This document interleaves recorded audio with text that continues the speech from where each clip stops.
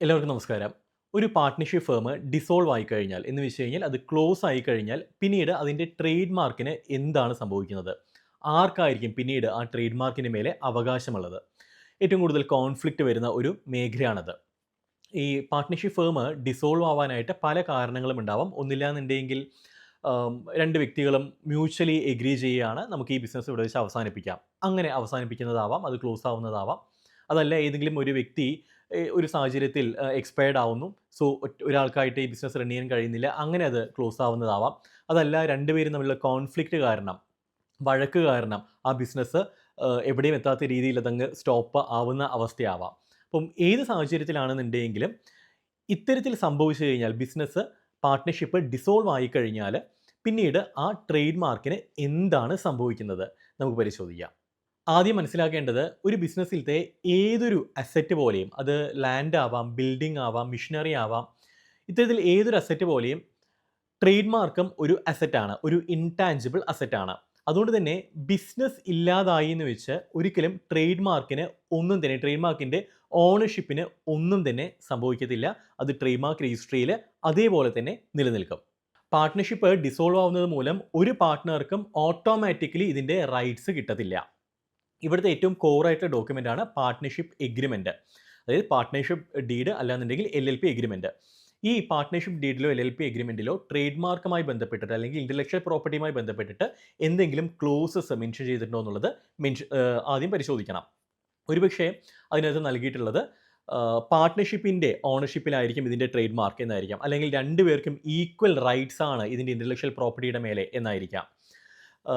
ഇത്തരത്തിലാണെന്നുണ്ടെങ്കിൽ, അല്ലാന്നുണ്ടെങ്കിൽ ഒരുപക്ഷേ ഏതെങ്കിലും ഒരു ഈ പാർട്ട്ണർഷിപ്പ് ക്ലോസ് ആയതിനു ശേഷം ഏതെങ്കിലും ഒരു വ്യക്തിയുടെ പേരിലേക്ക് ഈ പറയുന്ന ട്രേഡ് മാർക്ക് ട്രാൻസ്ഫർ ചെയ്യണം എന്നായിരിക്കാം. അതല്ലാന്നുണ്ടെങ്കിൽ ഇത് സെല്ല് ചെയ്തിട്ട് അതിൻ്റെ ലാഭം 2 പേരും ഈക്വലായിട്ട് വിധിക്കണം എന്നാവാം. സോ അതിലെന്താണോ മെൻഷൻ ചെയ്തിട്ടുള്ളത് അതായിരിക്കണം അവിടെ എക്സിക്യൂട്ട് ചെയ്യേണ്ടത്. പിന്നീട് അവിടെ തർക്കമൊന്നും പാടില്ല. കാരണം LLP എഗ്രിമെൻറ്റിനകത്ത് ഇന്ന കാര്യം മെൻഷൻ ചെയ്തിട്ടുണ്ടെന്നുണ്ടെങ്കിൽ അതായിരിക്കണം അവിടെ എക്സിക്യൂട്ട് ചെയ്യേണ്ടത്. ഇൻ കേസ് ഇത്തരത്തിലൊന്നും മെൻഷൻ ചെയ്തിട്ടില്ല, ഒന്നില്ലെങ്കിൽ ട്രേഡ് മാർക്കുമായി ബന്ധപ്പെട്ടുള്ള ഒന്നും മെൻഷൻ ചെയ്തിട്ടില്ല, അതല്ലാന്നുണ്ടെങ്കിൽ ട്രേഡ് മാർക്ക് അല്ലെങ്കിൽ ഇൻ്റലക്ച്വൽ പ്രോപ്പർട്ടി ഈക്വൽ ആയിട്ടാണ് 2 പേർക്കും അർഹതയുള്ളത് എന്നാണ് മെൻഷൻ ചെയ്തിട്ടുള്ളതെന്നുണ്ടെങ്കിൽ ക്ലോഷർ ടൈമിൽ, ഡിസോൾവിങ് ടൈമിൽ പാർട്ട്നേഴ്സ് മ്യൂച്വലി ഒരു പോയിന്റിൽ എത്തേണ്ടതായിട്ട് വരും.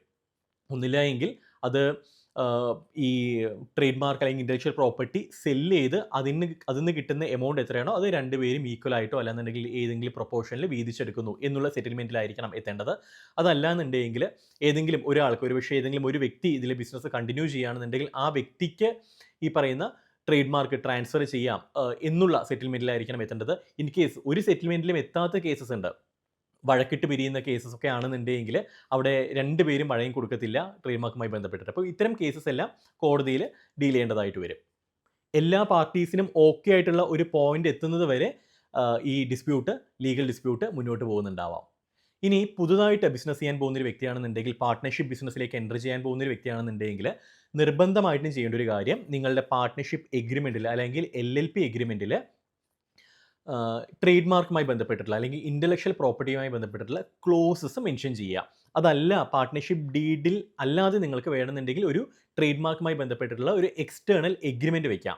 ആ എഗ്രിമെൻറ്റിനകത്ത് കൃത്യമായിട്ട് മെൻഷൻ ചെയ്യുക, ഇൻ കേസ് ഈ ബിസിനസ് ക്ലോസ് ആവുകയാണെങ്കിൽ, ഡിസോൾവ് ആവുകയാണെന്നുണ്ടെങ്കിൽ ദെൻ ഈ ട്രേഡ് മാർക്ക് എന്താണ് ചെയ്യേണ്ടത്, ഇൻ്റലക്ച്വൽ പ്രോപ്പർട്ടി എന്താണ് ചെയ്യേണ്ടത്, അത് വിറ്റതിന് ശേഷം അതിൻ്റെ പ്രോഫിറ്റ് എല്ലാവരും ഈക്വലായിട്ട് ഡിവൈഡ് ചെയ്യുന്നതാണോ, അല്ലെങ്കിൽ കണ്ടിന്യൂ ചെയ്യുന്ന പാർട്ട്ണർക്ക് ഇത് ട്രാൻസ്ഫർ ചെയ്യുന്നതാണോ, എന്താണെന്നുള്ളത് കൃത്യമായിട്ടും അതിനകത്ത് മെൻഷൻ ചെയ്ത് വെക്കുക. അല്ലാന്നുണ്ടെങ്കിൽ നാളെ ബിസിനസ് ക്ലോസിംഗ് ടൈമിൽ നിങ്ങൾ തമ്മിൽ അടികൂടേണ്ട ഒരു അവസ്ഥയിലേക്ക് എത്തും. അത് ഒഴിവാക്കാനായിട്ട് ആദ്യം തന്നെ ഇത്തരം കാര്യങ്ങളെല്ലാം തീരുമാനിച്ച് വയ്ക്കുക.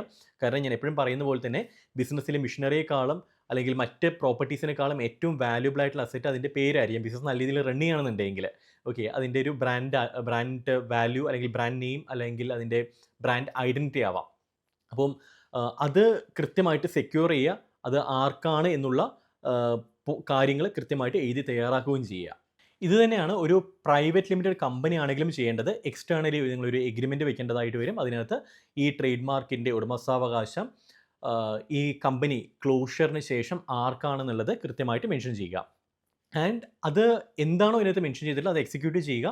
അതൊരു പക്ഷേ ഇത് ട്രാൻസ്ഫർ ചെയ്യുന്നതാണെന്നുണ്ടെങ്കിൽ ട്രേഡ് മാർക്ക് നമ്മൾ സെപ്പറേറ്റ് ആയിട്ട് ട്രേഡ് മാർക്കിലെ ഫോംസ് ഫില്ല് ചെയ്തിട്ട് ഇത് ട്രാൻസ്ഫർ ചെയ്യേണ്ടതായിട്ട് വരും.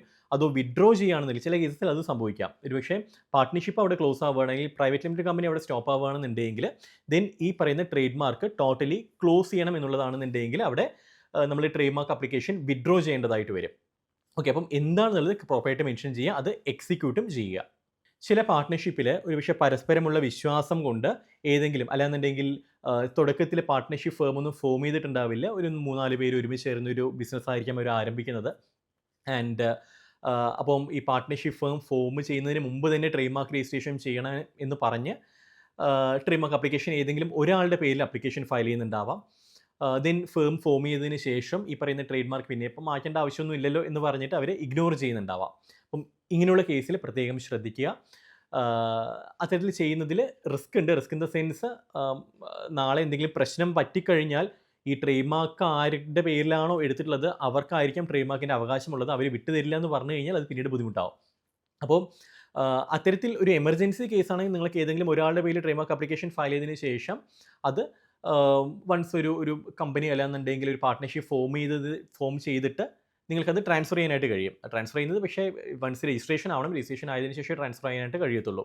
സോ അത് നിങ്ങൾക്ക് നോക്കാം. അതല്ലാന്നുണ്ടെങ്കിൽ പാർട്ട്ണർഷിപ്പ് ഫോം ആയതിനു ശേഷം നിങ്ങൾക്ക് എന്ത് ചെയ്യാം, ട്രേഡ് മാർക്ക് ആപ്ലിക്കേഷൻ ഫയൽ ചെയ്യാം. പിന്നെ ചിലർ ചെയ്യുന്നൊരു കാര്യമുണ്ട്, ജോയിൻ അപ്ലിക്കൻ്റ് എന്ന് പറഞ്ഞിട്ട് 3 പേരുണ്ടെങ്കിൽ 3 പേരെയും അപ്ലിക്കൻ്റായി വെച്ചുകൊണ്ട് ട്രേഡ് മാർക്ക് ആപ്ലിക്കേഷൻ ഫയൽ ചെയ്യും.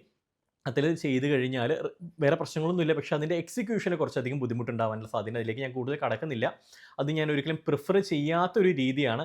ഒട്ടും കഴിയുന്നില്ല എന്നുണ്ടെങ്കിൽ, പാർട്ട്ണർഷിപ്പ് ഫോമൊന്നും ഇപ്പോൾ അടുത്ത കാലത്തൊന്നും ചെയ്യാൻ കഴിയുന്നില്ല, പക്ഷേ 3 പേരുടെ പേരിലും വേണം, അല്ലെങ്കിൽ 2 പേരുടെ പേരിലും ട്രേഡ് മാർക്ക് വേണം എന്നുള്ളൊരു അവസ്ഥയാണെന്നുണ്ടെങ്കിൽ നിങ്ങൾക്ക് ഈ പറയുന്ന ജോയിൻ അപ്ലിക്കേഷൻ ചെയ്യാവുന്നതാണ്. ഓക്കെ, അല്ലാത്ത പക്ഷം നിങ്ങളിത് ഫോം ചെയ്തതിന് ശേഷം മാത്രം ചെയ്യുക. ഇനി പ്രൊപ്രൈറ്റർഷിപ്പ് ആണെന്നുണ്ടെങ്കിൽ അവിടെയും നിങ്ങൾ ശ്രദ്ധിക്കുക. പ്രൊപ്രൈറ്റർഷിപ്പിനൊരു അവസാനമില്ല, അല്ലേ? ഒരു വ്യക്തി ആ വ്യക്തിയുടെ ജീവിതകാലം മുഴുവൻ ആ ട്രേഡ് മാർക്കിൻ്റെ ഓണറായിരിക്കും. പക്ഷേ അദ്ദേഹത്തിൻ്റെ ജീവിതകാലം കഴിഞ്ഞാൽ എന്താണ്? അപ്പം അവിടെയും നിങ്ങൾ പ്രോപ്പറായിട്ടുള്ള ഒരു നോട്ട് എഴുതി വയ്ക്കുക.